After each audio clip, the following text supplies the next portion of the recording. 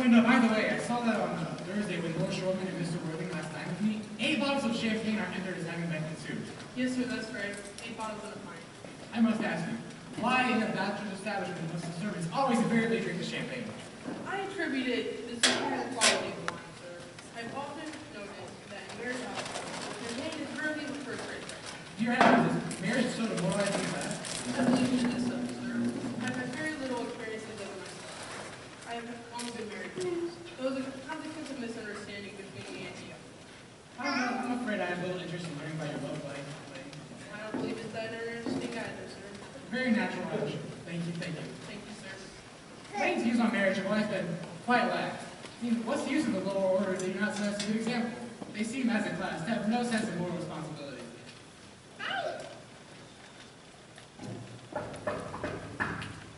Thank you.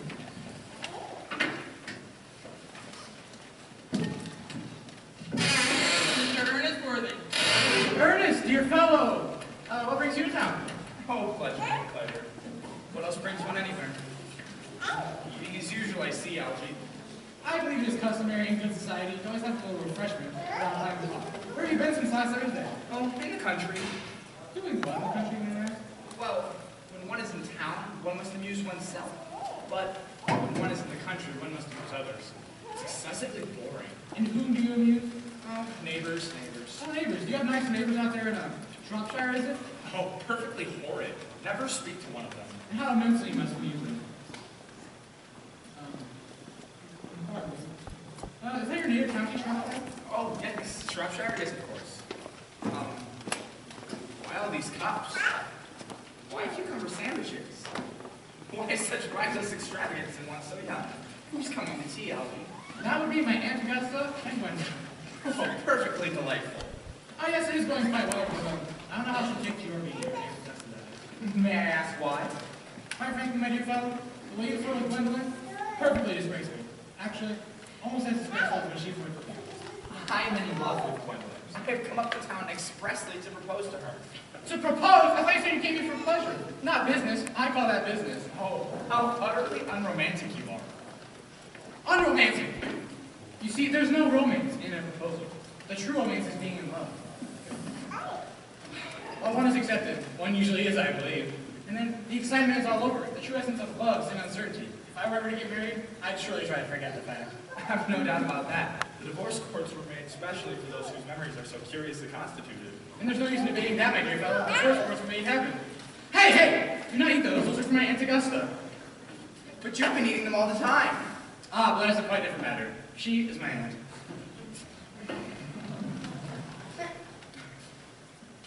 Oh, have some bread and butter. Gwendolyn loves bread and butter.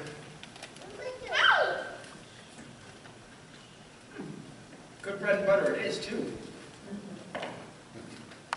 Hey!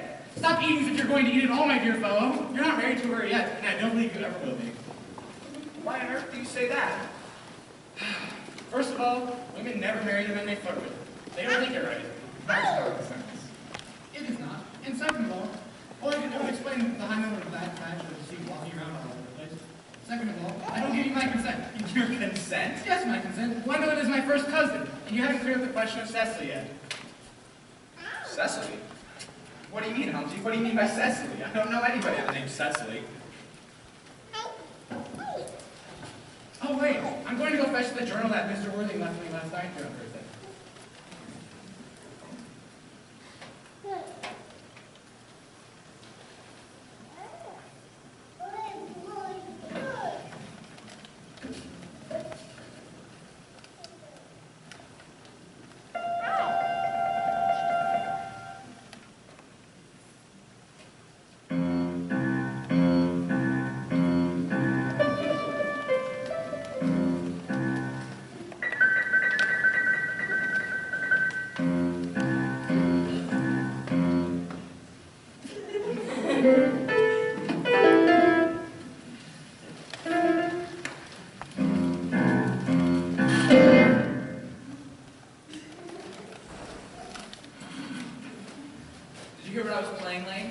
I do not think you'd like to listen, sir.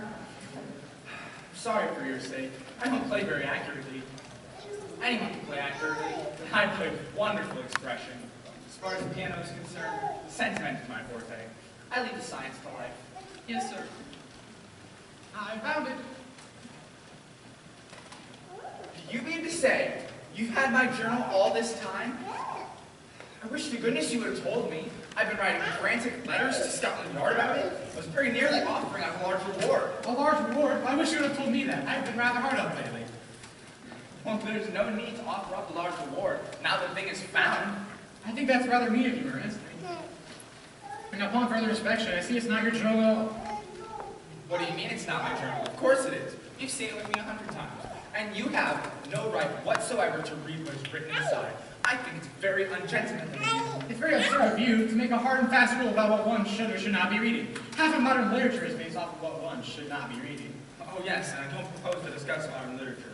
It isn't the sort of thing one should talk about in private. I simply want my journal back. But you see, it's not your journal. It was a gift given by someone from the name of Cecily. You said you don't know anybody by that name. And you must know, Cecily happens to be my aunt. Your aunt? Yes, charming old lady she is too. Lives in Tunbridge Wells. So you're telling me your aunt, who lives in Tunbridge Wells, calls herself Little Cecily? From Little Cecily, with the fondest of love.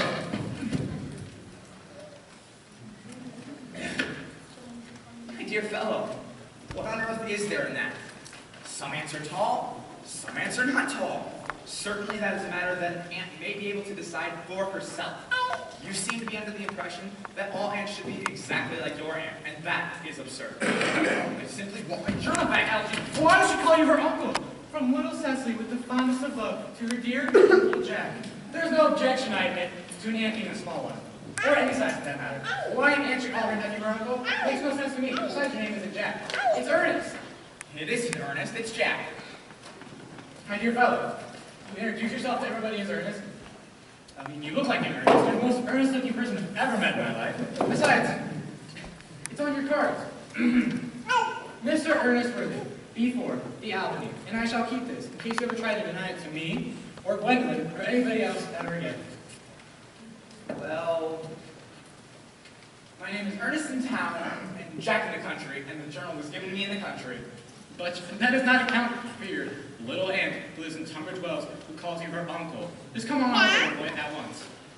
My dear fellow, you're speaking exactly as if you were a dentist. Perfectly rude of you to speak as if you were a dentist when one is not a dentist. It produces false impressions. But you see, that is exactly what dentists do. I've always suspected you of being a secret and confirmed bunkerist, but now I'm quite sure of it. Oh, what? A bunkerist. But I shall reveal to you the meaning of that incomparable expression as soon as you tell me why your name is Ernest in town and Jack in the country. Well, produce my journal first. Produce your explanation, and pray make it improbable. Fellow, I fear there's nothing improbable at all in my explanation. Actually, I think it's perfectly ordinary. The old Mr. Thomas Carter, who adopted me when I was very young, made me, in his will, guardian to his granddaughter, Miss Cecily Carter. Cecily, who addresses me as uncle out of motives of respect that you could never understand, lives in my place in the country under the charge of her admirable governess, Miss Prism. And where's that place in the country, by the way? That is no information that you need to know. And I can tell you perfectly candidly, that place is not in Shropshire. I'm quite aware of that. I've bunburyed all over Shropshire on 2 separate occasions. Now tell me, why is your name Ernest in town and Jack in the country? My dear fellow, I don't know if you'll be able to understand my real intentions. You're hardly serious enough. You see, when one is placed in the position of guardian, one must adopt a high moral tone on all subjects. And as a high moral tone can hardly be said to induce anything towards one's health or one's happiness, in order to get up to town, I've often pretended to have a brother of the name Earnest, who lives in the Albany and gets into the most dreadful scrapes. That is the whole truth, pure and simple. My dear Ernest, or Jack, or whatever your name is, the whole truth is rarely pure and never simple. If it were, modern life would be very tedious and modern literature a mere possibility. Yeah, that wouldn't at all be a bad thing. Literary criticism is not your forte. It deals with people who have never gone to university. They do so well in the daily papers. What you really are is a bunkerist, an advanced one at that. What on earth do you mean? You see, my dear fellow, you have invented a younger brother named Ernest, so you may go to town whenever you should like. I myself have invented A dreadful invalid named Bunbury, so I may go to the country whenever I should like. Like I said, he's a dreadful invalid. He has terribly poor health. And if it wasn't for his terribly poor health, I wouldn't be dining with you at Wilson's tonight. But I haven't asked you to dine anywhere with me tonight. Oh, I know. You're perfectly bored about sending out invitations. And nothing is more childish than someone who's bad at sending out invitations. I think you'd much better dine with your Aunt Augusta tonight. Oh, but you see, I've already dined with her once this week, on Monday. Dining with one's relatives once a week is more than enough. Second of all, whenever I go there, I always feel like I'm part of the family. I'm sent with no woman or two. Third of all, I know she'll sit me next to that Mary Farquhar. She flirts with her husband across the table. It's one of those things that's becoming more popular. Women do it in London all the time. It's like fitting your liner in public. And besides, now that I know that you're a Bunbury, so I want to tell you the rules. But I'm not a Bunburyist at all. No. In fact, if Gwendolyn accepts me, I think I'll kill my brother. No, I think I'll kill him anyway. Cecily's getting far too attached to him. It's rather bored. I'll get rid of my brother Ernest. I think you'd better do the same with your invalid friend with the absurd name. His name is Bunbury, and nothing will induce me to part with my friend Bunbury. If a man ever gets married, he surely wants to know Bunbury, or else have a very tedious time with it. Dear Algie, if I ever marry Gwendolyn and she's the only girl in the world I ever saw that I would marry, I certainly would not want to know Bunbury. But she will. You don't seem to realize, my dear fellow, that in married life, 3 is company, and 2 is none. That is the theory that the corrupt French drama has been propounding for the last 50 years. But it's also the theory that the happy British home is proved in half of the time. Why are you being cynical? It's perfectly easy to be cynical. It isn't easy to beat anything these days. There's such a beastly competition about it. Oh, that must be my Aunt Augusta. You see, there are only 2 people that ring the bell in such a Wagnerian manner. Relatives and creditors. My dear fellow, if I get my Aunt Augusta into the next room for 10 minutes so you can propose to Gwendolyn, may I please dine with you about Wilson's tonight? I suppose so, if you want. You suppose so? Only if you're serious about it. I hate people that aren't serious about eating food. It's perfectly shallow of them. Lady Bracknell and Miss Fairfax. Good afternoon, dear Algernon. I hope you are behaving. I've been pretty well. That's not quite the same thing. In fact, the 2 things rarely go together. Dear me, you're smart. I am always smart. Aren't I, Mr. Worthing? Oh, you are quite perfect, Miss Fairfax. Oh, I hope I'm not that, because I intend to develop. And that means I cannot commit to develop in many different directions. I'm sorry for a little late, Algernon, for I was obliged to call on dear Lady Bunbury. I had not been around since her husband's death. I have never seen a woman so altered. She looks quite 20 years younger now. And now I'll have one of those nice cucumber sandwiches you promised me. Oh, absolutely.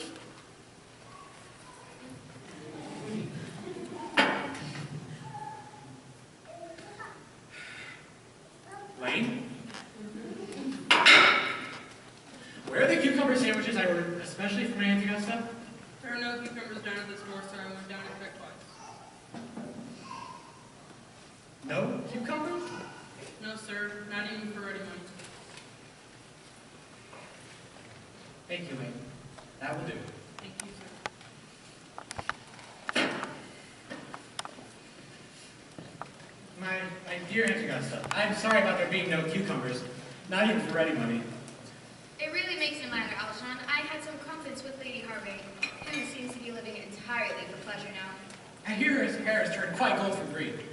It certainly has changed its color, but from what cause, I, of course, cannot say. Thank you. I have quite a treat for you tonight, Algernon. I'm going to send you down next to dear Lady Farquhar. She is so attentive to her husband. It is delightful to watch them. It is a great bore for me to tell you this, but I can not dine with you at your house. Well, I certainly hope not, Algernon, for it will put my table completely out. Your uncle would have to dine upstairs. Fortunately, he is accustomed to that. But you see, I've been called back to town on account of my friend Bunbury. The doctor says he's very sick and I must see him. This Mr. Bunbury seems to suffer from curiously bad health. He's a dreadful invalid. Well, I certainly wish this Mr. Bunbury would make up his mind about whether he is to live or to die. This shilly-shally with the question is absurd. Nor do I in any way approve of the modern sympathy with invalids. I consider it morbid. Health is a primary duty of life. That is what I'm always telling your poor uncle. Although he never seems to take much notice as far as any improvements in his ailments goes. Now, I shall be much obliged if you would tell Mr. Bunbury from me to not have a relapse by Saturday, for I require you to make my music for me. It is my last reception, and one wants something to inspire conversation, particularly at the end of the season, when everybody has said practically whatever it is they had come to say, which in most cases isn't much. Ah, yes, I mean, I shall try to speak to Bunbury. I mean, I'm sure he'll be conscious at least by Saturday. So, yeah. Also about the music. When one plays good music, people do not listen. When one plays bad music, people do not speak. So if you'll come with me to the next room for about 10 minutes to listen to the program I've drawn out for you, that would be delightful. Thank you, Algernon. How thoughtful of you. French songs I cannot possibly allow. People always seem to think they're improper, and look shocked if it is vulgar or laugh, which is worse. German seems a particularly respectable language, and I believe it indeed is so. Gwendolyn, you will accompany me. Certainly, Mom.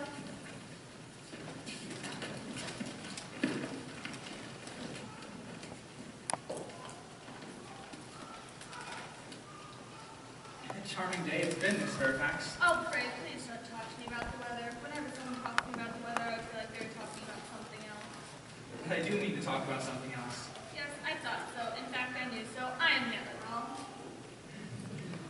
And I would like to be allowed to take advantage of Lady Bracknell's temporary absence. Yes, I think that would be an admirable idea. Mama always has a way of coming back into the room. Oh, so suddenly, after she has left, I often have to talk to her about it.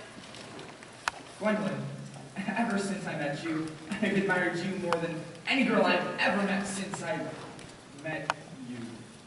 Yes, I am quite well aware of the fact. And in public anyway, I wish it could be quite more demonstrative.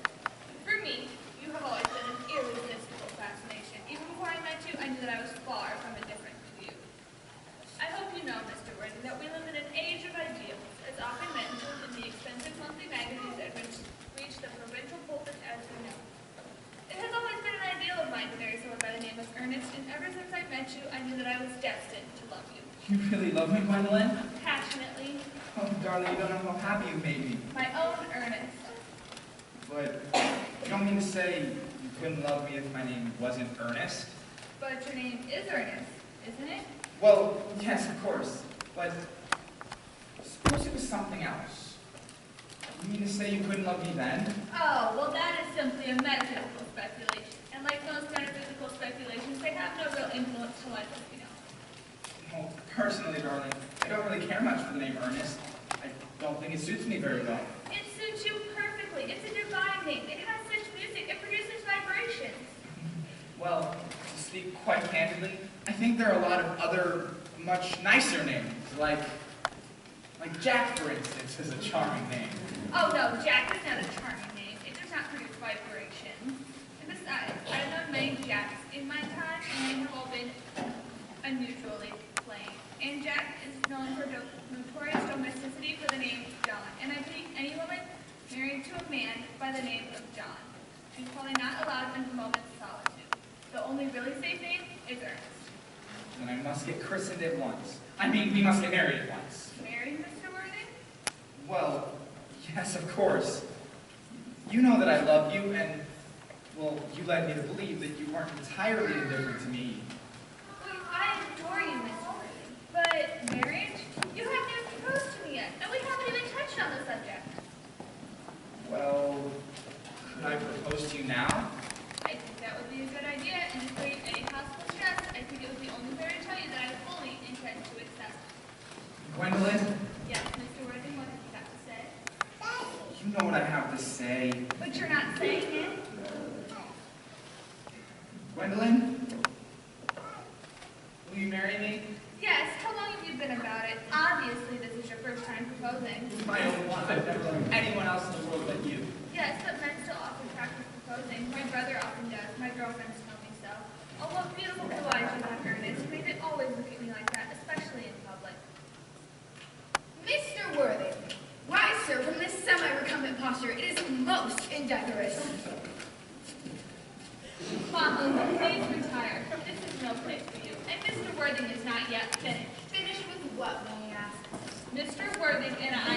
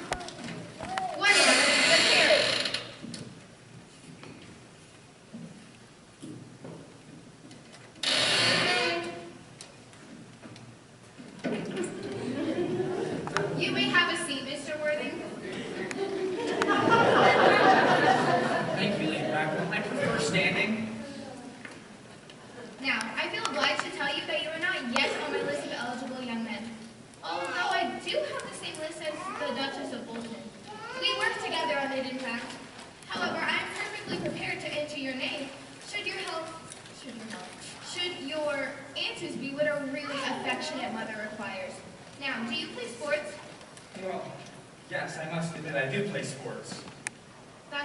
I'm glad to hear that. A man should always have an occupation of some kind. There are far too many idle men in London as it is. How old are you? 29.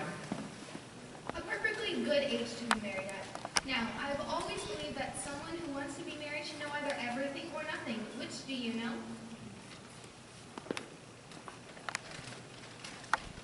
I know nothing, Lady Bracknell. That is satisfactory. I do not approve of anything that tampers with natural ignorance. Ignorance itself is like a delicate, exotic fruit. Touch it, and the bloom is gone. The whole theory of modern education is radically unsound. Fortunately, it seems to produce little to no effect whatsoever in London as it is. If it did, it would probably lead to violence in Grosvenor Square and prove a serious danger to the upper classes. Now, what is your income? Between 7,000 and 8,000 a year. In land or in investments? In investments, chiefly. That is satisfactory. Land ceases to be either a profit or a pleasure, what between the duties expected of one during one's lifetime and the duties exacted of one after one's death. It gives one position, but prevents one from keeping it up, and that is all that can be said about land. Well, I have a town and country, of course, with some land attached, about 1,500 acres, I believe. But I don't depend on that for my real income. As far as I can make out, the poachers are the only ones that get anything out of it. You have a country house? How many bedrooms? Well, that can all be cleared up afterwards. But have a townhouse, I hope? A girl with such a simple, unspoiled nature like Gwendolyn can hardly be expected to reside in the country. I have a house in Belgrave Square, but I let it by the year to Lady Bloxham. Lady Bloxham? I don't know her. She gets out very little and is rather advanced in years. That is hardly a good judge of character nowadays. What number of Belgrave Square? 149. The unfashionable side. But that can be easily altered. Which one, the fashion or the side? Both, if necessary, I presume. What are your politics? Well, I'm afraid I have none. I'm a liberal unionist. Oh, they count as Tories. They dine with us in the evening, or come in the evening at any rate. Now, on to minor matters. Who are your parents? Well, you see, Lady Bracknell, I seem to have lost both my parents. Both? To lose one may be regarded as a misfortune, but to lose both looks like carelessness. Who is your father? He was evidently a man of some wealth. Was he what the radical papers call the purple of commerce, or was he born and rose from the ranks of the aristocracy? Well, you see, Lady Bracknell, when I said I didn't know who I was, I meant that my parents seem to have lost me. I don't know who I am by birth, because I was found. Found? Yes. The old Mr. Thomas Cardew found me and named me Worthing because he happened to have a first-class ticket to Worthing in his coat pocket at the time. Worthing is a place in Sussex. It's a seaside resort. And where did this very charitable gentleman with his first-class ticket to a seaside resort find you? In a handbag? A handbag? Yes, Lady Bracknell. A handbag, a rather large black leather handbag with handles. In what locality was this rather ordinary handbag found? In the cloakroom at Victoria Station. It was given to him in mistake for his own. The right line. The line is immaterial. I must say, Mr. Worthing, I am somewhat bewildered by what you have just told me. To be born, or at any rate, bred in a handbag, whether it had handles or not, seems to show contempt for the ordinary decencies of family life and remind one of the worst excesses of the French Revolution. And I presume you know what that unfortunate movement led to? As for the particular locality in which this rather ordinary handbag was found, a cloakroom at a railway station may serve to conceal a social indiscretion, and has probably indeed been used to do so before now, and it is hardly regarded as an assured basis for a position in good society. Well, may I ask then what you say I do? I need not say I do anything to ensure Gwendolyn's happiness. I would advise you to produce at least one parent of either sex before the season is quite over. I don't know how that can be possible. I could produce the handbag at any moment. It's in my dressing room at home. Certainly that should be enough to appease you, Lady Bracknell. Me, sir? What has it to do with me? You can hardly imagine that Lord Bracknell and I would ever dream of allowing our only daughter, a girl brought up with the utmost care, to marry into a cloakroom and form an alliance with the parcel. Good morning, Mr. Worthing. Good morning.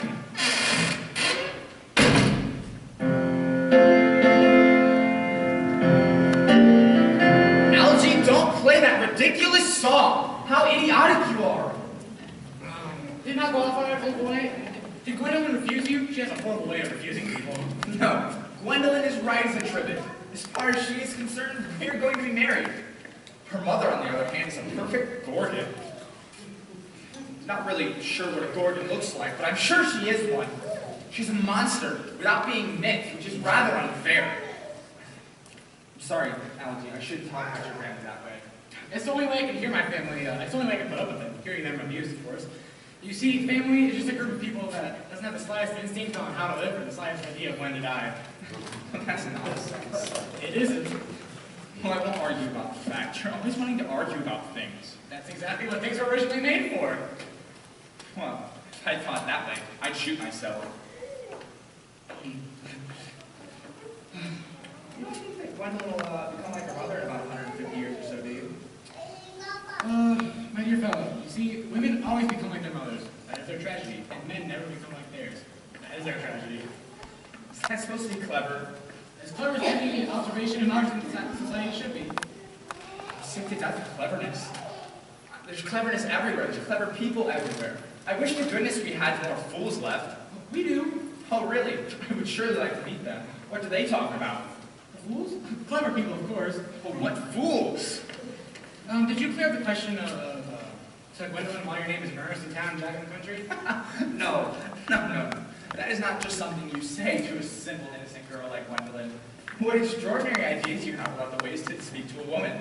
I do have extraordinary ideas on how to treat women. If she's beautiful, make love to her. And if she isn't beautiful, make love to someone else.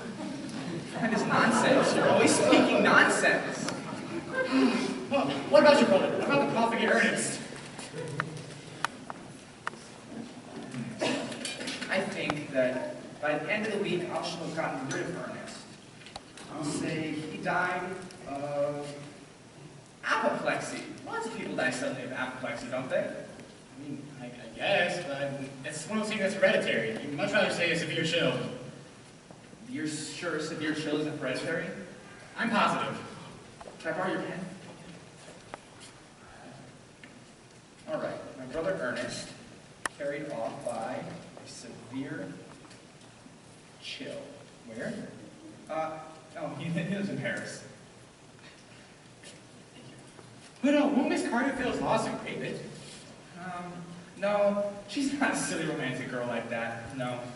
She goes for long walks, has a capital appetite, and pays absolutely no attention to her lessons. I would like to meet Cecily. And I will make sure you never do. She's excessively pretty and only just 18. So have you told Gwendolyn about this excessively pretty word you have that is just 18? Oh no, the truth is not something you tell people. You know, I bet you anything you like that just 30 minutes after they've met, they'll be calling each other sister. Women only do that after they call each other plenty of other things first. That's nonsense. You always speak nonsense. Well, look at the time. It's nearly 7. Always nearly 7. And I'm always really hungry, so... Yeah, I never knew you when you weren't. Whatever. What are we going to do after dinner? Perhaps go to the theater? No, I hate looking at things. Go to the club, then. No, I despise talking to people. Fine. Walk around the Empire around 10, then? No, I loathe that most of all. Then what do you suppose we do? Nothing. Nothing. We do nothing. It's so hard to do nothing without any definite object about anything.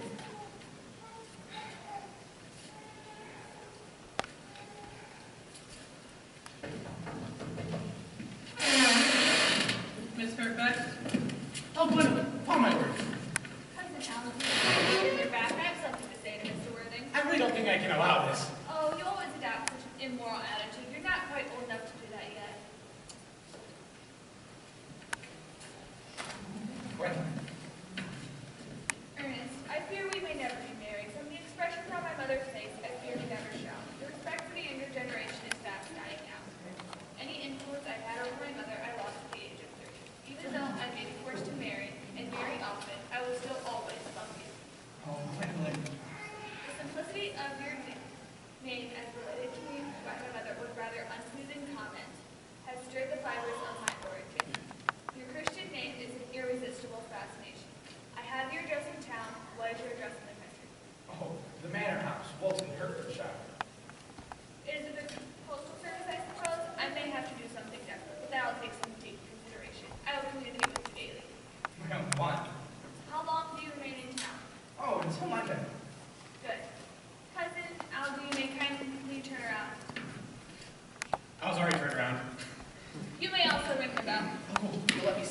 carrots, won't you, Gwendolyn? Certainly.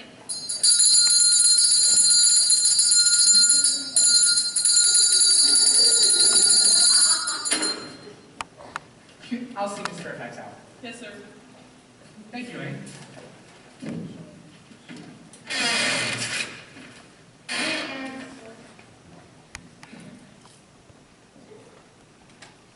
Thank you.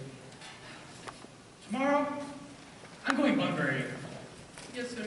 and I shan't be back until Monday. Yes, sir. So that means pack up my clothes, of course, my jacket, and my Bunbury suits. Yes, sir. I hope tomorrow is a pleasant day. It never is, sir. You're a perfect pessimist. I do my best to give satisfaction, sir. Thank you so much. Thank you.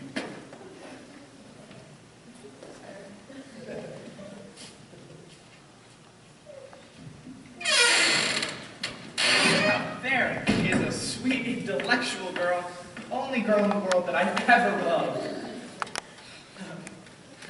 What are you so amused at? I'm just a little anxious about poor Bunbury, that's all. You'd better keep that Bunbury in check. He's gonna get you into some serious scrapes one day. My dear fellow, scrapes are the only thing that keep life not serious. Oh, you're speaking nonsense. You never speak anything but nonsense. Nobody ever does.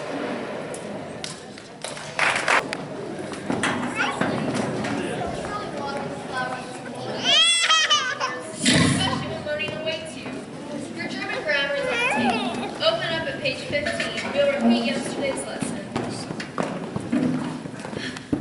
But I don't like German. It isn't at all a becoming language. I know quite well I was rather plain during it. Child, you know how anxious your guardian gets about how you should improve yourself in every way. He laid particular stress on your German grammar when he left for town yesterday. He always leaves stress on your German grammar when he leaves for town. Uncle Jack is so serious. Sometimes he's so serious he cannot be quite well.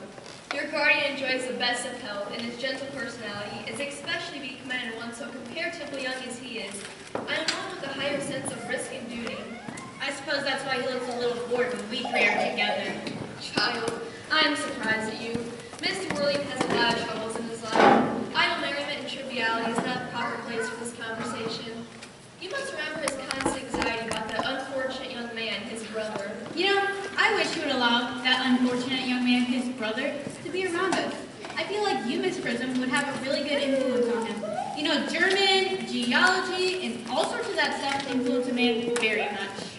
I do not have any effect on a character that, according to his own brother's admission, is irritably weak and indecisive. I do not have the desire to reclaim him. Indeed, I am not in favor of the modern mania about turning bad people into good people at such a short notice. Cecily, you must put away the diary. I do not see a need for the diary anyways. I keep a diary in order to enter all my life secrets. If I did not write them down, I should probably forget about all of them. Memory, my dear Cecily, is a diary we all keep out with us. It chronicles the things that have happened that possibly could not have happened. I believe memory is responsible for the 3-volume novels that Moody sent us. Do not speak so soundly in the 3-volume novel, Cecily. I wrote one myself in the earlier days. Did you really, Miss Prism? I hope it did not have a happy ending. I don't like happy endings. They depress me much. The bad unhappy, the good happy. That is what fiction means. I suppose so, but it seems unfair. Was it ever published? Oh no, the manuscript was unfortunately abandoned. I use these words in the sense of mislaid or lost. To your child, these speculations are profitless. I see Dr. Chasuble coming up through the garden. Dr. Chasuble, this is indeed a surprise. Hello, Miss Prism. I trust we are well. Actually, Miss Prism has just been complaining of a slight headache. I think it would do her well if you went and took her for a walk through the park. I have not mentioned anything about a headache, Cecily. I know, but indeed during our lesson I was thinking about that, not at all about the actual lesson when the rector came in. Cecily, I trust you are not inattentive. Oh, I'm afraid I am. That is strange. Were I fortunate enough to be Miss Prism's pupil, I'd hang upon the words from her lips. I spoke metaphorically. My metaphor was drawn from Louise. I expect Mr. Worthing has not returned from town yet. He will not return until Monday afternoon. Ah, yes. He's one of those that likes to spend his Sundays in London. He's not one of those whose sole aim is enjoyment, like that unfortunate young man his brother appears to be. But I must not disturb Egeria and her pupil any longer. Egeria? My name is Letitia, Doctor. Classical illusion merely, drawn from pagan authors.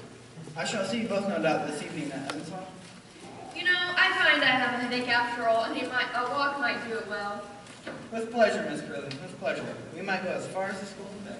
Cecily, you'll read the political economy in my absence. The chapter The Fall of the Rupee you may omit. I find it somewhat too sensational. All these metallic problems have a melodramatic side. Horrid political economy! Horrid geography! Horrid German!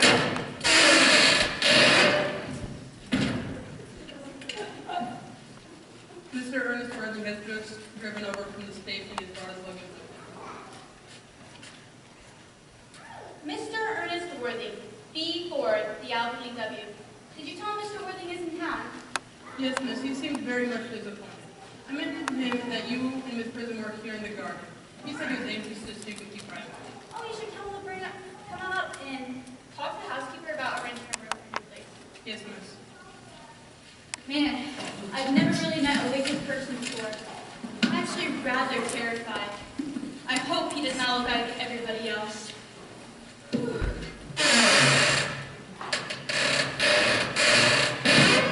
He does! You're my little cousin Cecily, I'm sure. Oh, no. You see, I'm not little. I'm actually rather tall for my age. And you? You, see, are my cousin Ernest, my wicked cousin Ernest. My cousin Cecily, you mustn't think that I'm with you. If you're not, then you certainly have been deceiving us this whole time. I hope you have not been living a double life, pretending to be really good and bad at everything, because that would be hypocrisy. I guess I have been rather reckless. Oh, I'm glad. And now that you mention it, I have been bad in my own little way. Oh, I'm not sure if that's so good, though it must have been pleasing. It was, but it's much more pleasant now that I'm here with you. You know, I don't understand how you're here at all. Uncle Jack won't be back till like Monday. I'm obliged to go by train on Monday, actually. Around 6. I have an appointment that I'm anxious to miss. Can't you miss it anywhere but in London? But the appointment is in London. You know, I know how important it is to miss a business engagement if anyone wants to retain any sense of the beauty of life. I mean, but I think you should stay around till Uncle Jack comes back, because he wants to speak to you about your immigrating. About my what? You're emigrating. He's going up to buy your outfit. He has the worst taste in neckties. Oh, you won't be requiring neckties because he wants to send you to Australia. Australia! Yes, we were talking at dinner on Wednesday night. He said he had a chance to meet this world, the next world, and Australia. Well, the accounts I've heard of the next world and Australia are not very pleasant to me. And this world is good enough for me. But are you good enough for a date? I'm afraid not. But that's why I'd like to spend the afternoon with you reforming me. I'm afraid I've not time this afternoon. Well, I guess I should try reforming myself then this afternoon. That's rather quixotic of you, but I think you should try. Actually, I'll start right now. I feel better already. You're looking a little worse. It's because I'm hungry. How thoughtless of me! How could I forget when one is trying to start an entirely new life that they require regularly and wholesome meals? Come on, do come in. Can I get a boutonniere first? I can't have an appetite without a boutonniere. Daisy? A daisy? No, I'd much rather have a pink rose. Why? Because you remind me of a pink rose, cousin Cecily. You know, I don't see how you can be talking to me like this. Miss Prism never says such things like that to me. Well, Miss Prism sounds like a very short-sighted lady. You're the most gorgeous, beautiful, cute girl I've ever seen in my life. Well, Miss Prism says all good looks are a snare. A snare every sensible man should like to be caught in. Well, I would like to be caught with a sensible man, because I wouldn't like to know what to talk to him.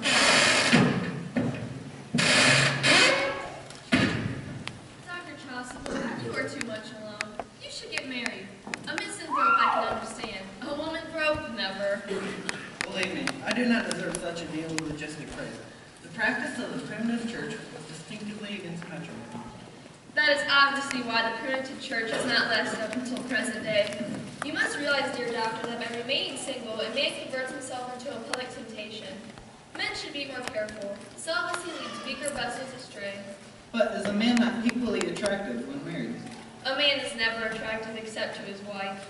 Often I've been told, not even to her. That depends on the intellectual sympathies of a woman. Maturity can be depended on, ripeness can be trusted. Young women are green. I wrote this horticulturally. My metaphor was drawn by fruits. But where is Cecily? Perhaps she followed us to the schools. Mr. Worthing, Mr. Worthing? we did not expect you until Monday afternoon. I have returned sooner than I expected. Dr. Chasuble, I hope you were well. Mr. Worthing, I trust that Scarborough does not betoken such terrible calamity. My brother. More shameful debts and extravagance. Still leading this life of pleasure. Dead. Your brother Ernest is dead? Quite dead. That is a lesson for him. I'm sure you'll profit by it. Mr. Worthing, I give you my sincere condolence. I trust you have the consolation knowing that you are the generous and most forgiving of the brothers. He had many faults, but it is a sad, sad blow. Very sad. Were you with him in the end? No. He seemed to have died abroad, in Paris, in fact. I had a message from the manager of the Grand Hotel. What's the cause of death mentioned? A severe chill, it seems. As a man sows, so shall he reap. Charity, Miss President, charity. None of us are perfect. I myself am particularly susceptible to drugs. Now, Mr. Worthing, will the interment take place here? No, he seemed to have expressed the desire to be buried in Paris. In Paris? I fear that hardly points to any serious state of mind at the very least. You had no doubt had me add some slight allusion to this horrible domestic affliction this Sunday after church. My sermons of the manna from the wilderness can be adapted to any situation, joyful or in this case depressing. I have performed this at harvest celebrations, christenings, and confirmations. And the last time I performed this was for the Society for the Prevention of Discontent among the Upper Orders, and the bishop himself, who was present, was also very moved by the analogies. You mentioned christenings, I think, Dr. Chasuble? You know how to christen all right, don't you? I mean, of course, you are continuing the christening. It is one of the rector's most constant duties in the parish. I spoke to the poor classes in the subject, but they do not seem to know what thrift is. Was there any infant to whom you are interested in, Mr. Will? Your brother was unmarried, I believe, was he not? Oh, yes. People who live entirely for pleasure usually are. But it is not for any baby, dear doctor. Although I do love children. No, the truth is, I would like to be christened myself this afternoon if you have nothing better to do. But surely, Mr. Worthing, you've not been christened already. I don't remember anything about it. Have you any grave doubts upon the subject? I certainly intend to have. Oh, but I don't want to do it if the thing would bother you at all, or if you think that I'm too old for the thing now. Not at all. The sprinkling and indeed immersion is a perfectly normal process. Wait, immersion? You need no apprehension, Mr. Worthing. Sprinkling is all I think is needed, but... By which hour do you wish this to be performed? I might trot round about 5 if it suits you. Perfectly, perfectly. I have 2 similar cases to be performed at that time. A case of twins happened recently on one of the outlying cottages near your estate. Poor Jenkins the carter, a most hard-working man. I wouldn't want to be christened along with other babies. I'm thinking too childish. Would 5:30 do? Admirably, admirably. Now, I must not intrude any longer into a house of sorrow. What often seem to us bitter trials are often blessings in disguise. Seems to me a blessing of extremely odd. Uncle Jack!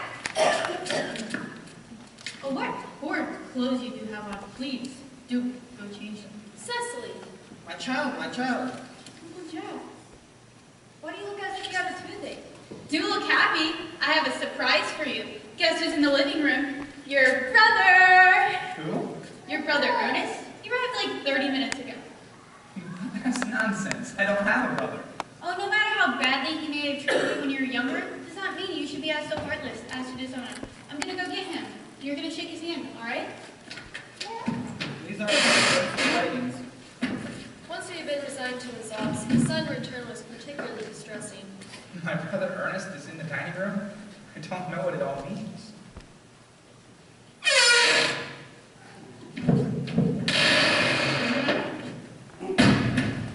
Good heavens!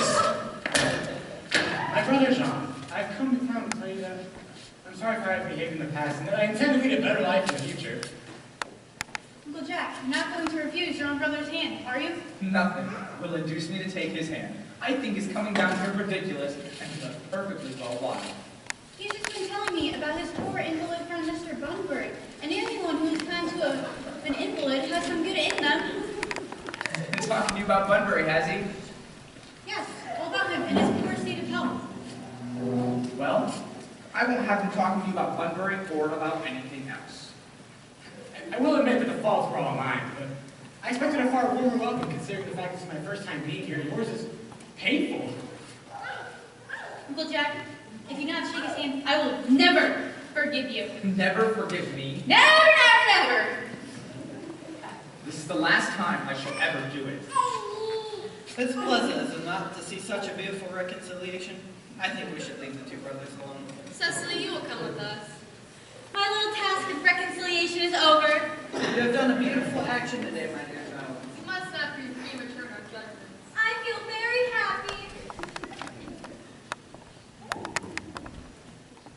Algie, you gotta get out of here at once. I don't allow any Bunbury.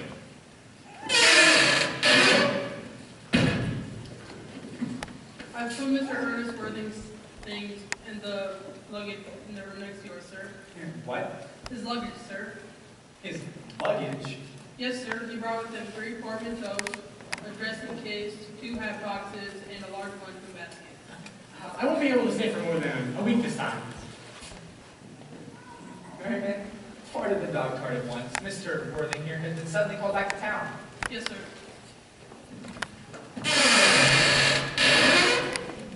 I haven't been called back to town at all. Yes, you have. I haven't heard anybody call me. Well, your duty as a gentleman calls you. My duty as a gentleman has never once interfered with my pleasures in the smallest of degrees. I can quite understand that. Well, Cecily's a darling. You are not to talk of Miss Carter like that. I don't like it.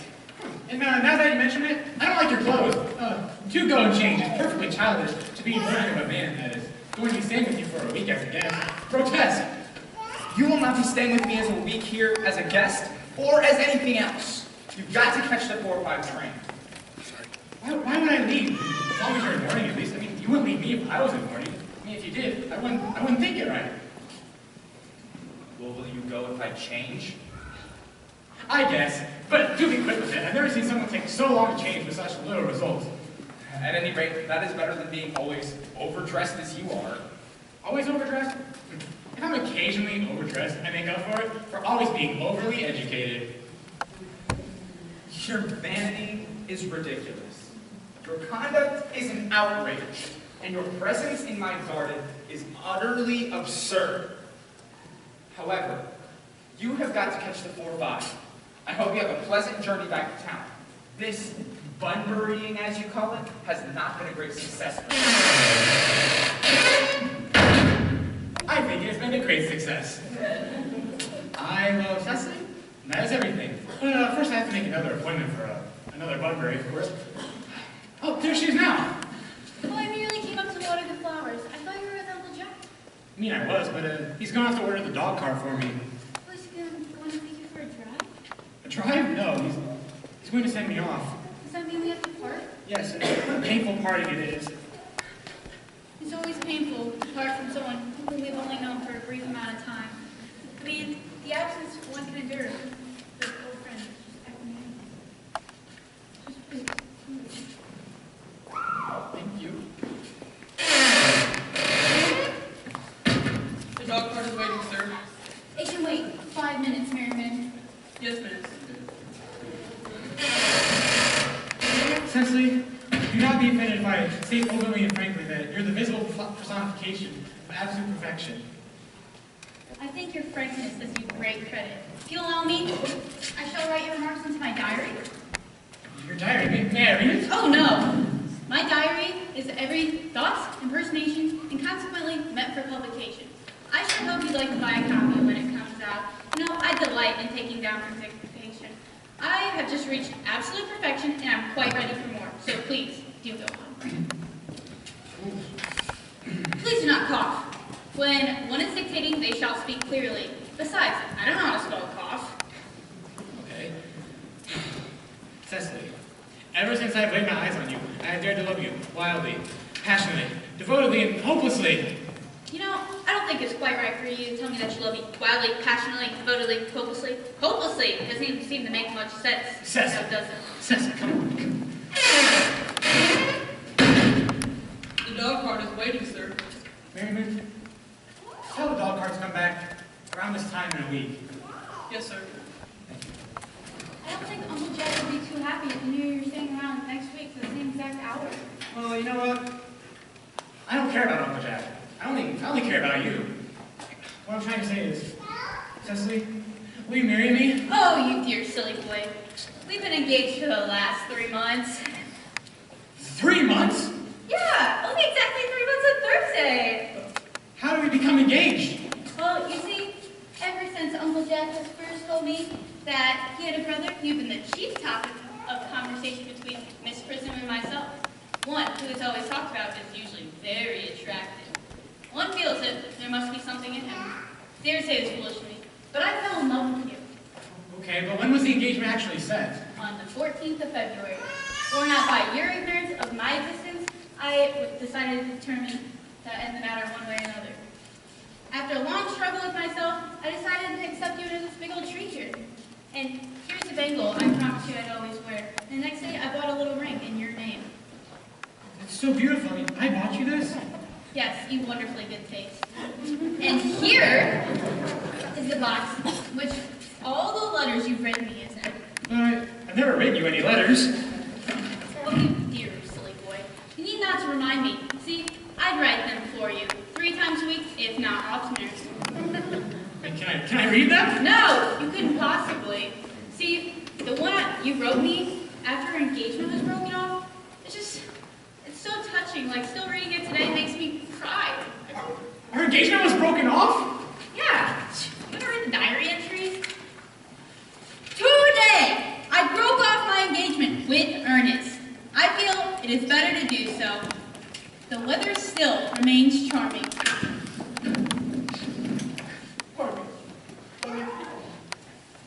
It was broken. What did I do? I don't think I did anything, at least. See, The weather was so beautiful! it hardly would have been an engagement if it would have been broken off. I mean, I forgave you before the week was out. You're a perfect angel. Oh, you dear romantic boy. Oh, I love your hair.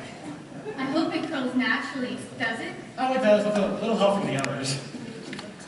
I'm glad. You'll never break off our engagement again, will you? I don't think I could. Besides, there's the question of your name. Oh, my name. Yes, my name. My name. My name. You know, it might be foolish of me, but ever since I was like a little girl, I've always had the dream to marry someone by the name of Ernest.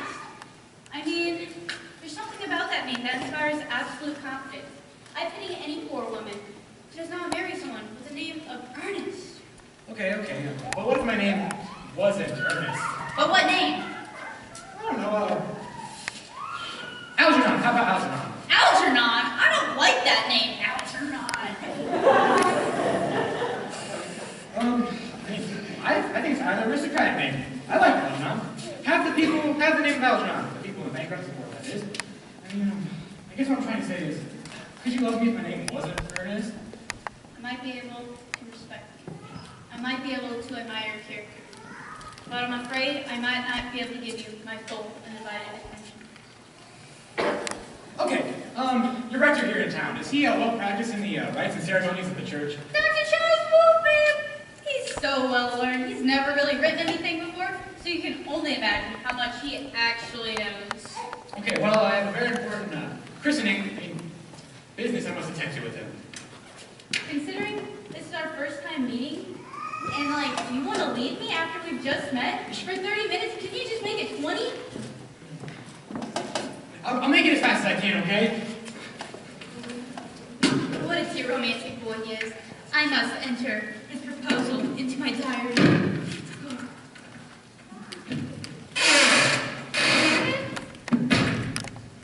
Miss Fairfax has required to speak with Mr. Worthing. Isn't Mr. Worthing in his library? No, he went over towards the rectory a time ago. Pray, do ask the lady to come out here and do bring tea. Yes, miss. Miss Fairfax, what We'd be great friends. I already like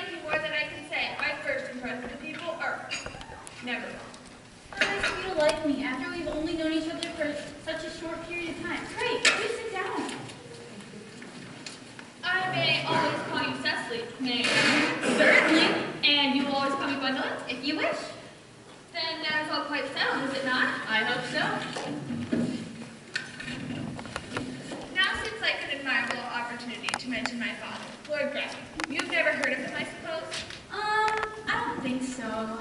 I didn't think so. Father is not well known outside the family circle, and that is how I think it should be. Once men are known outside their family circle, they tend to neglect their domestic duties, and I do not like that. It makes them neglect their duties, and it makes them more attractive when they do them. My mother has been very strict with her lessons, which has brought me up to be very short-sighted. Do you mind me looking at you through my glasses? Oh, of course not. I'm very fond of being looked upon. Get that look. You are here with, or your visit is short, I'm guessing? Oh no, I live here, honey. With a female relative or guardian, I'm guessing? Oh, no mother, nor female relation. Indeed. See, I live here with Mr. Worthing and Miss Prism. They have the arduous task of looking after me. Oh, Mr. Worthing never mentioned to me that he had a ward, although, and I've liked you ever since I've met you, but I cannot say that this news brings up the most unmixed feelings of delight.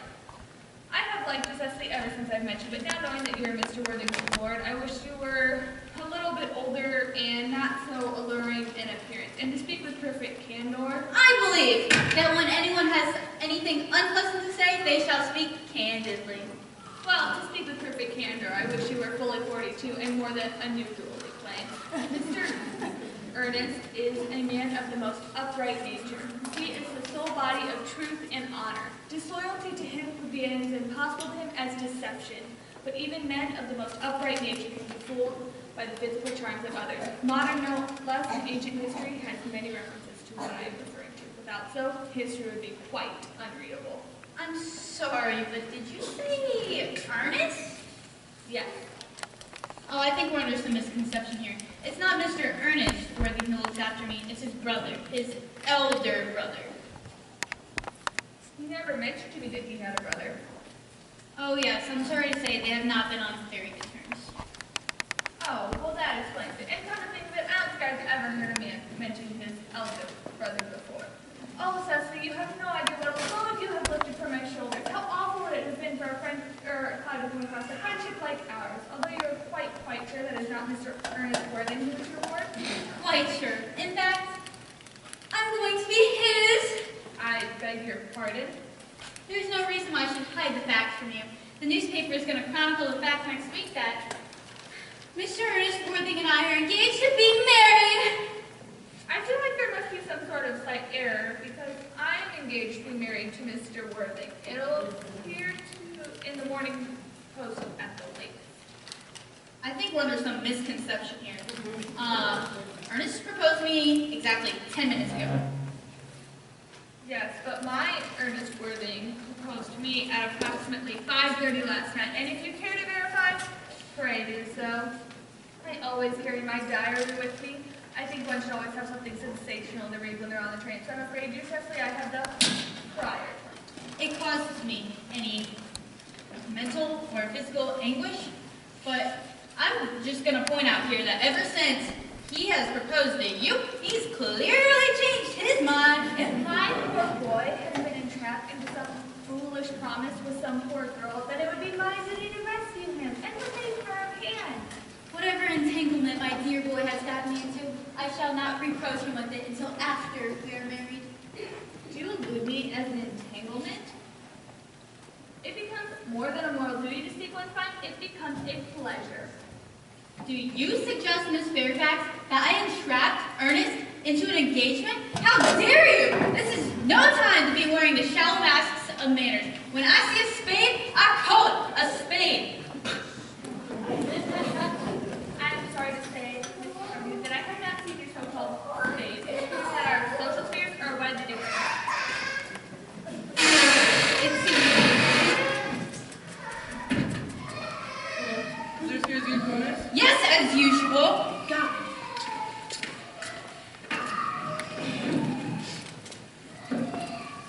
Are there any interesting locks in the vicinity, Miss Curtis? Oh yes, a very great many. From one of the top of the hills, you can see 5 counties at once. 5 counties? Oh, I don't think I would like that. I hate crowds. I suppose that's why you live in town. glad you like it, Miss Fairfax. I had no idea there were flowers in the country. Flowers are as common here as people are in London. I don't understand how anyone lives in the country. I always find it so boring. Ah, that is what they call agricultural depression, is it not? Would you like some tea, Miss Fairfax? Yes, please. Detestable girl, but I require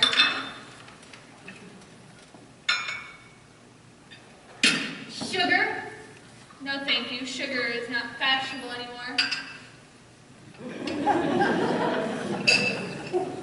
Cake or bread and butter? Bread and butter. Cake is not served at the best houses, obviously. Hand that to Miss Fairfax.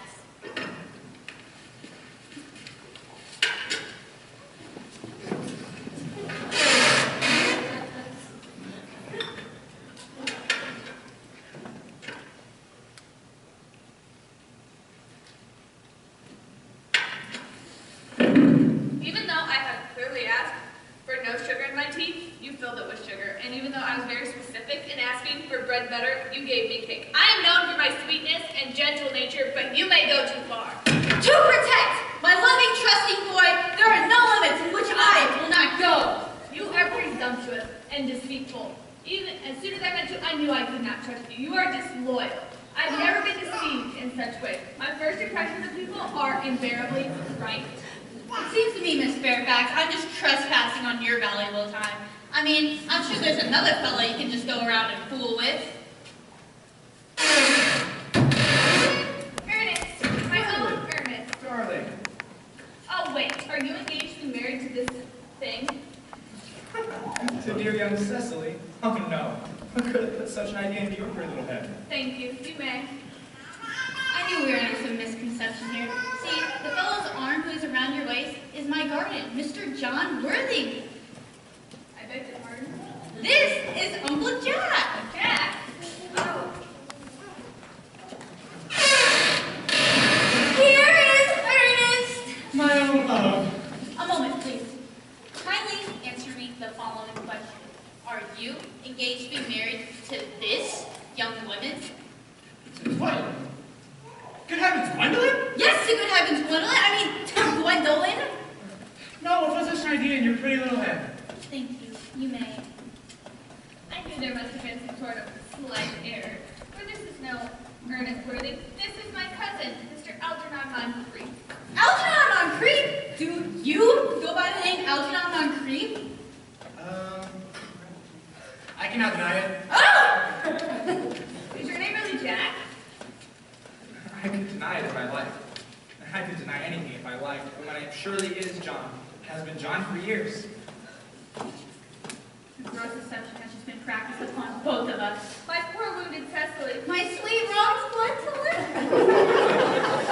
You will call me sister, will you not? But first, I must ask my guardian a question. What a wonderful idea, Cecily. Where is your brother, Ernest Worthing? Cecily and I are both engaged to be married to him. Where is he? Gwendolyn? Cecily? It pains me very much to have to speak this clearly to you. I've never been reduced to such a painful position in all my life, and I must say, I'm very inexperienced in doing so. But the truth is, I don't have a brother, Ernest. I don't have a brother at all. I've never had a brother, and I never intend to have a brother in the future. No brother at all? None. Not even of any kind? Not even of any kind. Well, it seems to me that neither Cecily nor I are engaged to be married to anyone at this point. An unpleasant situation for any young girl to find themselves in. Let us go into the house. They will not dare to follow us into there. No, men are so cowardly, aren't they?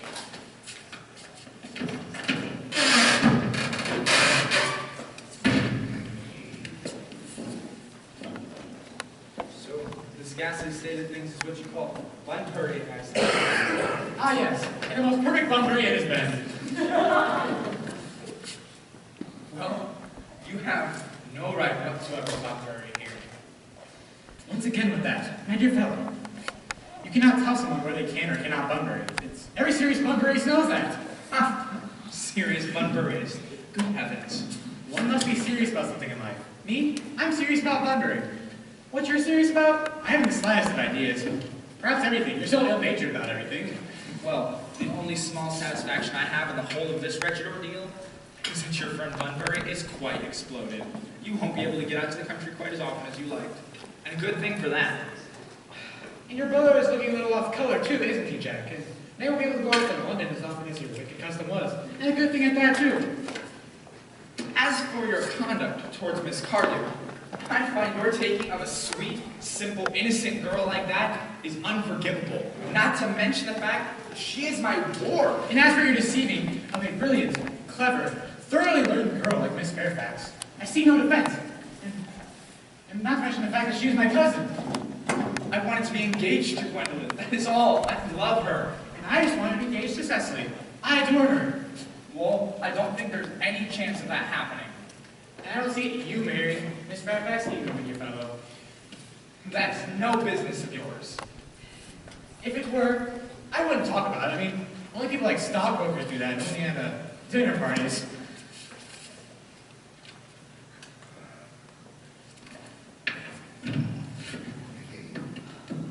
How you can sit there, calmly eating muffins, I can't understand. I think you're perfectly heartless. How else is one supposed to eat muffins? If I were to in an agitated manner, I'd get butter on my cups. I think it's perfectly heartless of you eating muffins at all under the circumstances. My dear fellow, when I am deeply sad at home, eating muffins is the only thing that consoles me. Well, eating food in general, actually, is the only thing that consoles me. And people that know me intimately know that when I'm in very deep trouble, I only accept food and beverage. Right now, I'm unhappy, so I'm eating muffins. And besides, I'm particularly fond of muffins. Well, that is no excuse for you eating them all in that greedy way. I wish you would. Here, how about this tea cake? Certainly a man may be able to eat his own muffins in his own garden. But you just said it was perfectly harmless. Sorry, to be eating muffins in this situation. No, I said it's perfectly heartless of you under the circumstances. I mean, I guess you're right. But the muffins are the same. Algernon, I wish you would go. You're gonna send me off without dinner? I mean, only people like vegetarians and those kind of people do that. But you don't have to worry about me for much longer. I'm going off to get christened by Dr. Choswell at 5:45, under the name of Earnest, actually. Oh, dear fellow. The sooner you give up on that prospect, the better. I made arrangements this morning with Dr. Choswell to be christened myself, and I will be christened at 5:30. Naturally, I will be taking the name Earnest. Gwendolyn would wish it. He and I both seem to think that there's no chance at all that I've ever been christened. You, on the other hand, is quite a different story. You've been christened already. It was a long time ago. But you have been christened. And that is why I know my constitution is standing. As for you, you don't know. And why venture on it now? You don't know if it'll do you well. And besides, do not forget that someone very close to you was nearly carried off by a severe chill in Paris. Oh, yes, but you said a severe chill was not hereditary. Yes, I did say that, but science is making wonderful improvements every day. Gosh, nonsense. You're always speaking nonsense. You're at the muffins again, seriously. Have a tea cake. But I don't like tea cake. What idea of hospitality do you have to serve tea cake to your guests if you do not even like it? Algernon, I wish to goodness you would go. I don't want you here at all. I have yet to finish my tea, and there's still muffin left. So until then.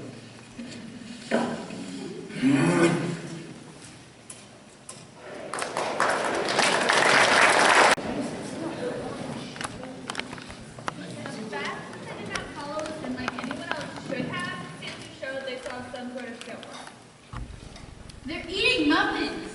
That's repentance. They're not even looking at us. Didn't you pop? Oh, they're looking at us. Which one? They're walking towards us. It's very horrible.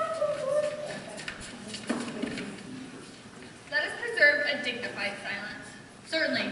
What else is there to do now?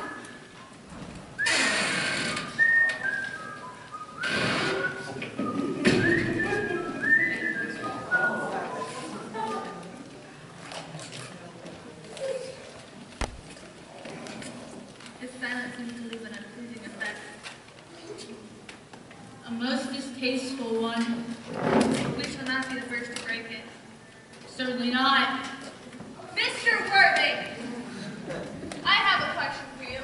Much depends on your reply. Gwendolyn, your common sense is invaluable. Mr. Moncrief, kindly answer me the following question. Why did you pretend to be my guardian's brother?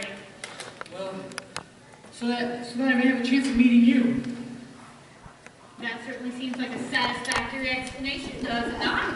Yes, if you can believe him. I don't. But that does not take away the wonderful beauty of his answer. Yes, in matters of style, not sincerity, is a vital thing. Mr. Worthing, what explanation can you offer me for pretending to have a brother so that you can come to town as often as possible to see me? Can you doubt it, Miss Fairfax? I have the gravest doubts upon the subject, but I intend to squish them. This is not a moment for German skepticism. Mr. Worthing's explanation is rather satisfactory. Actually, both of them do, but Mr. Worthing's out with a stamp of truth on it. Oh, I am more than content with what Mr. Moncrief said. His voice alone can inspire anyone with absolute credulity. So, should we forgive them? Yes, I mean, no. Yes, I had forgotten that there are morals at stake here that one cannot help give up. But who should be the one to tell them? It'll not be a pleasant task. Could we not both tell him at the same time? Yes, I often speak at the same time as others. Will you take time with me? Certainly. Your Christian names are an inseparable barrier. That is all. Our Christian names? Is that all? Well, we are going to be christened this afternoon. For me, you're willing to do this awful task? I am. To please me, you ready to face this fearful ordeal? I am. Why is there talk of equality of the sexes? When it comes to moments of self-sacrifice, they are infinitely beyond us. They have moments of physical courage in which we women know absolutely nothing. Darlings, Darling!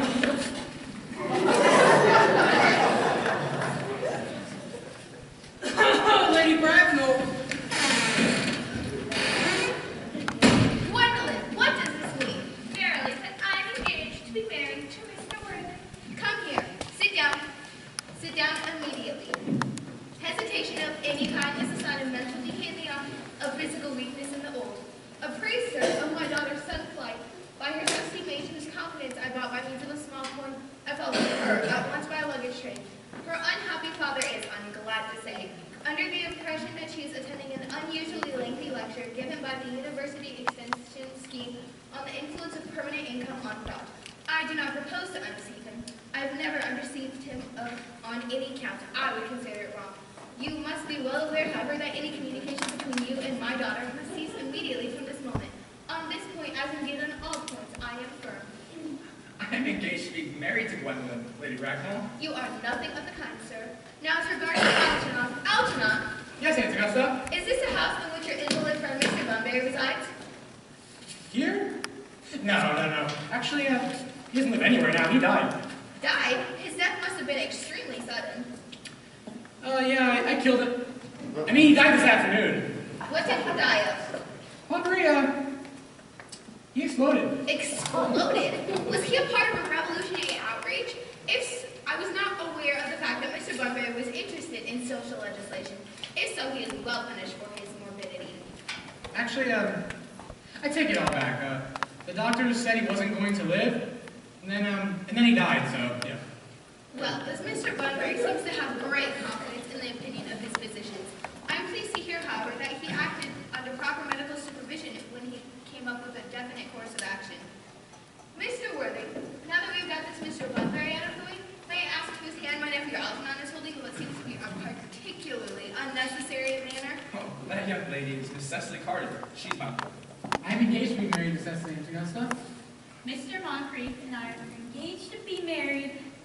Well, I do not know if there's anything particularly exciting in this particular part of Hertfordshire, but the number of engagements that seems to be going on seems well above the average that statistics have laid down for our guidance. I do not think a preliminary inquiry on my part would be quite out of the question. Mr. Worthing, is Miss Cardew at all connected with any of the larger organizations in London? I merely desire information. Until yesterday, I was not aware of anybody whose family's origin was a Germanist. Miss Carter late Mr. Thomas Carter of 149 Belgrave Square, Southwest, Gervais Park, Dorking, Surrey, and the Sporran Fifeshire northbound. Well, three addresses always inspire confidence, even in tradesmen. But what proof provide their authenticity? Oh, I've carefully preserved the court guides. They're open for inspection, Lady Bracknell. I've no strange errors in that publication. Miss Cardew's family solicitors are Messrs. Markby, Markby, and Markby. Markby, and Markby, a firm of the very highest position in their profession. One of the Mr. Markbys is even said to be seen at evening parties.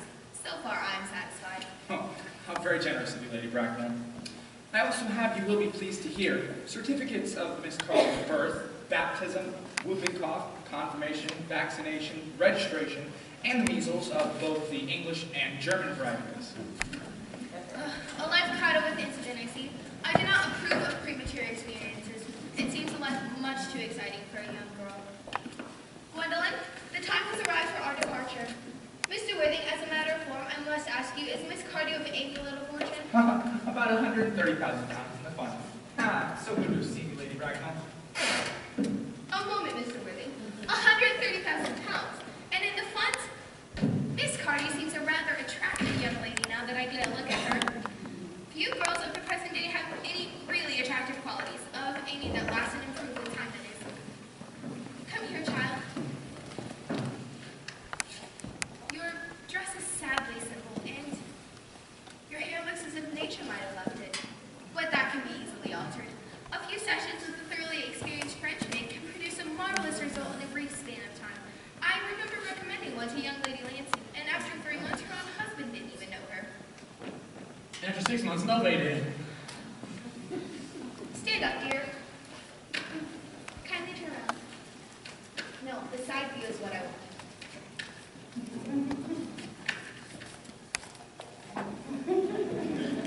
Just as I suspected, there are distinct social possibilities in your profile. Our two lead points of our society are its want of principle and its want of profile. The chin a little higher, dear. Style largely depends on how the chin is worn. It is worn very highly at present. Algernon, Yes, Aunt Augusta? there are distinct social possibilities in Miss Carter's profile. Well, you know what? I don't care about social possibilities. I only care about Cecily. She's the most gorgeous girl I've ever met in my life. Never speak disrespectfully of society, Algernon. Only those who can't get into it do that. I have to tell you, dear, Algernon has nothing but his debts to depend upon. But I don't approve of mercenary marriages. When I married Lord Bracknell, I had no fortune of any kind, but I never dreamed of allowing that to stand in my way. Well, I suppose I must give my consent. Thank you, Aunt Augusta. Cecily, you may kiss me. Thank you, Lady Bracknell. You may also address me as Aunt Augusta for the future. Thank you, Aunt Augusta. The marriage, I suppose, had better take place quite soon. Thank you, Aunt Augusta. Thank you, Aunt Augusta. I do not approve of long engagements. It always gives one the opportunity of finding out one's true character before marriage, which I think is never advisable. I beg your pardon for interrupting, Lady Bracknell, but I'm Miss Carter's guardian, and as her guardian, I must say that she's not allowed to marry without my consent, and that consent I refuse to give. Upon what grounds, may I ask? Algernon is an extremely, I may even say ostentatiously eligible young man. He has nothing but looks everything. For what more could one hope? I hate to speak frankly about your nephew, Lady Bracknell, but I don't care much for his moral character. I suspect him of being untruthful. Untruthful? My nephew Algernon? But he is not so near. I fear there can be no possible doubt about the matter. This afternoon, while I was in town on a very important matter of business, he gained admission to my house by the false pretense of being my brother. Under an assumed name, he succeeded throughout the course of the afternoon in alienating the affections of my only ward. Subsequently, he stayed to dinner and devoured every last muffin. What makes his conduct all the more heartless is that he knew from the beginning that I had no brother, that I've never had a brother, and that I never intend to have a brother in the future. I distinctly told him this yesterday. Under careful consideration, I've decided to entirely overlook my nephew's conduct toward you. It's very kind of you, Lady Bracknell, but my own decision, however, is unchanged. I refuse to give my consent. Cecily, how old are you, dear? I'm 18, but I meant to be 20 when I go to the clubs. You're perfectly right in making some slight alteration. A woman should never be so calculating about her age. 18, but admitting to 20 at evening parties. Well, it will not be long before you are of age and free from your estates and tutelage, so your guardian's consent is, after all, not really a matter of any importance. I beg your pardon, Lady Bracknell, for interrupting again, but according to the terms of her grandfather's will, Miss Cardew does not legally come of age until she is 35. I do not find that to be a grave objection. 35 is a very attractive age. There are many women in London who have remained 35 for years. Lady Dumbleton is an instance in point. She has remained 35 ever since she arrived at the age of 40, which has been many years ago now. So I do not know why dear Cecily would be any less attractive at the age you mentioned than she is at present. Algie, did you wait for me till I was 35? Oh, you know I could. Come on. I felt instinctively, but I hate even waiting 5 minutes for anyone. I know I'm not very punctual myself, but I do like punctuality in others. And even waiting to be married is quite out of the picture. Then what do you expect to be done? I don't know. Mr. Worthing, you made a statement that your ward has just mentioned that she cannot possibly wait until the age of 35 to be married, a remark which I am bound to say shows a somewhat impatient nature. I beg of you to reconsider. But you see, Lady Bracknell, the matter is entirely in your own hands. As soon as you allow me to marry Gwendolyn, surely I will allow your nephew to form an alliance with my ward. You must understand that what you propose is entirely out of the question.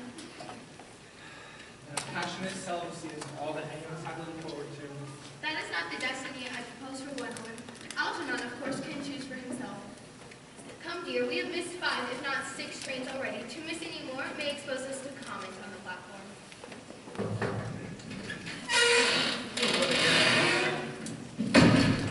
Everything is quite ready for the christening. The christening, sir, is that not somewhat premature? Both of these men have expressed a immediate desire to be baptized. At their age, the idea is grotesque and irreligious. Algernon, I absolutely forbid you to be baptized. Your uncle would be highly displeased if that is how he knew you were spending your time and money. So, am I to understand that there are to be no christenings at all this afternoon? I don't think that as the current circumstances are, it would be of much practical value at all to either of us. I am grieved to hear such sentiments from you, Mr. Worthing. They favor the views of the Anabaptists, views I have completely refuted before in my unpublished sermons. However, as your mood seems to be one particularly secular, I shall now return to the church. I have just been informed by the pew opener that Miss Prism has been waiting for me for the last hour and a half. Miss Prism? Did I hear you mention a Miss Prism? Yes, ma'am, I'm on my way to join her now. Pray, allow me to distinguish her. Is this Miss Prism a female of somewhat repellent aspect, remotely connected with education? She is the most cultivated of ladies, and the very picture of respectability. What position does she hold in this house? I'm a celibate, madam. Miss Prism, Lady Bracknell, has been for the last 3 years Miss Cardew's valued companion and esteemed governess. It is clearly the same person. Let her be sent for. She approaches. She is mine. I was told to be expected in the vestry, dear Canon. I waited here for an hour and 3/4. Prism, come over here, Prism. Prism, where is that baby? 28 years ago, Prism, you left Lord Bracknell's house in charge of a baby of the male sex, but you never returned. Upon thorough investigation weeks later by the Metropolitan Police, they found the stroller in a remote corner of Bayswater, but the baby was not there. In the stroller, there was a manuscript of unusually lengthy lecture and revolting sentimentality. But where is that baby? Lady Bracknell, I admit with shame that I do not know. I only wish I did. The plain facts of the case are these. On the day I mentioned is a day I will never forget. As usual, I had taken the baby out of the stroller. I had with me a large handbag that I intended on placing the manuscript that I wrote in my free time. In a moment of mental abstraction, I placed the baby in the handbag and the manuscript in the bassinet. But where did you place the handbag? Do not ask me that, Mr. Worthing. Oh, please, Miss Prism, it is a matter of utmost importance. I insist on knowing where you placed the handbag that contained that infant. In the cloakroom of one of the large railway stations in London. Which station? Victoria, the bright one. I must retire to my room for a moment. Gwendolyn, wait for me. I'll wait forever if you're not long. What do you think this means, Lady Brack? I dare not even suspect Dr. Chasuble. You must understand that in families of high society, strange coincidences like this are not supposed to occur. They are hardly considered a thing.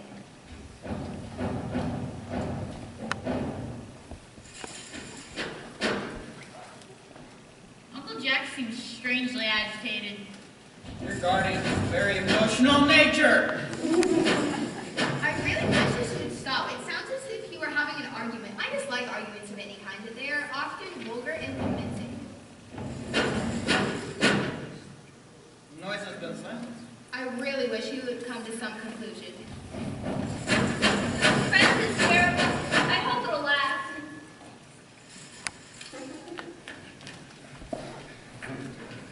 Is this the handbag in which you placed the infant, Miss Prism? Please examine it carefully before speaking. The happiness of more than one life depends on your answer. It seems to be mine, yes. Here is the injury receipt on the upsetting the Gower Street bus in the happy and younger days. Here on the lining is the stain caused by the explosion of the beverage, an incident that occurred in Leamington. And here on the locker are my initials. The bag is undoubtedly mine. I've been so glad when it was restored to me. It has been an inconvenience out of all these years. More has been restored to you than just the handbag, Miss Prism. I was the baby that you placed inside of it. You? Yes, Mother! Mr. Worthing, I am unmarried. Unmarried? I have no doubt. That is a serious blow. But who has the right to cast a stone against one who has suffered? Cannot an act of repentance wipe out an act of folly? Why must there be one rule for men and another for women? Mother, I forgive you. Mr. Worthing, there seems to be an error. There is a lady who can tell you who you really are. Lady Bracknell, I hate to seem inquisitive, but would you mind telling me who I really am? You are the son of my unfortunate sister, Mrs. Moncrief, and consequently Algernon's elder brother. Algy's elder brother? So I do have a brother! Cecily, how could you have ever told me I didn't have a brother? Dr. Chasuble, look, my unfortunate brother. Gwendolyn, it's my unfortunate brother. Miss Prism, look, my unfortunate brother. Algy, you young scoundrel, you'll have to treat me with more respect in the future. You never treated me like a brother in all of your life. Man, I guess I admit I've been pretty bad at it until today, at least. You have to admit I have been out of practice. My own one. But what are you now that you're of a new Christian name? I'd quite forgotten the fact. In your own opinion is quite irrevocable, I suppose. I never change, except in my affection. Oh, what noble nature you have, Gwendolyn. The matter must be settled at once. A moment, Aunt Augusta. At the time when Miss Prism left me in the handbag, had I been christened already? Of course, every luxury money could buy have been put upon me by your fond and doting parents. So I have been christened. What name was I given? Well, being the eldest son, you were naturally christened after your father. Yes, but what was my father's Christian name? I cannot at present remember, but I have no doubt that he had one. He was quite an eccentric man, but only in later years, and that was due to marriage, indigestion, the Indian climate, and things of that nature. Algy, you wouldn't remember what our father's Christian name was. No, I wouldn't. I mean, he passed away when I was very young, so I wasn't very well acquainted with him. Sorry. His name would appear in the army lists of the period, I suppose? Why, yes, he was quite a gentleman, except in his domestic life, but I have no doubt that his name would appear in any army lists. Here are the army lists of the last 40 years. These delightful records should have been my constant study. Generals, Malum, Maxbaum, Magley, oh, what ghastly names they have. Marthine, Bigsby, Mobbs, Moncrief, Lieutenant, 1840, Captain, Lieutenant Colonel, Colonel, General, 1869, Christian names, Earnest John. So that's it. My name really is Earnest now. I mean, it's naturally Earnest. Ah, yes, Ernest. I knew I had some particular reason for disliking the name. Ernest, my own Ernest, for I really have no other name. It is a sad thing for a man to find that his whole life has been telling nothing but the truth. Can you forgive me? I can't, for I feel you are sure to me. Oh, my own son. Letitia! Frederick, at last! Cecily, at last! My nephew, you seem to be displaying signs of triviality. On the contrary, Augusta, I realized for the first time in my entire life the vital importance of being earnest.